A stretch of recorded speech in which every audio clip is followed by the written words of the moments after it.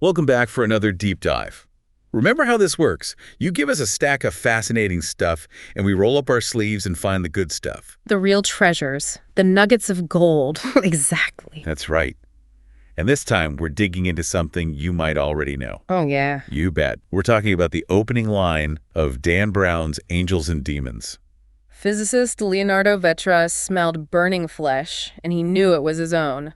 Now, that's an opener. It sure is. We've talked before about how crucial that first line is. Do you think this one lives up to the hype? It's certainly memorable. I mean, talk about starting with a bang, right? You're not easing into anything with this one. You're thrown right into the fire, so to speak. Exactly. But is it effective? I think that's the real question. Good point. It definitely grabs your attention.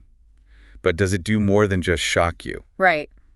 Does it set the tone? Does it make you want to keep reading? Well, I remember the first time I read that line, I was like, whoa, what just happened? I bet. It's so visceral, so immediate. You're right there with Vetra, feeling that burning sensation. And the fact that he knows it's his own flesh, it's chilling. It is. There's a strange detachment there, too. Like his mind is trying to process this horrific thing that's happening to his body. And Brown doesn't tell us how he knows. Yeah. Is he looking at it, or is it some kind of intuition? Exactly. That mystery just pulls you deeper into the story. You have to know what's going on. It's like a scene from a movie almost. Yes.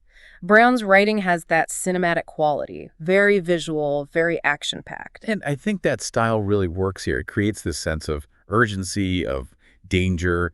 You're hooked right from the start. Absolutely. And as the story unfolds, you realize that this opening scene is a microcosm of the whole novel. How so? Well, think about the themes. Science, violence, religion, they're all there in that first line. Vetra, the scientist, is experiencing this brutal, almost primal pain. And then there's that element of mystery, the unknown. Which, as you said, mirrors the larger mystery that drives the plot. The conspiracy, the threat to the Vatican. Right, and the tension between faith and reason that runs throughout the book. It's amazing how much Brown packs into that one sentence. He's a master of setting the stage. He gives you just enough to pique your curiosity, but leaves you wanting more. So for those of you who've read Angels and Demons, what do you think? Does that opening line hold up on a second read? Yeah, I'm curious about that. Does it resonate differently knowing the full story? Does it add another layer of meaning? Does it make you think about the ending in a new way? Those are some great questions to ponder. And that's what we love about these deep dives. They're just the beginning of the conversation. Absolutely. So keep thinking, keep exploring, and join us next time for another fascinating deep dive. We'll see you then.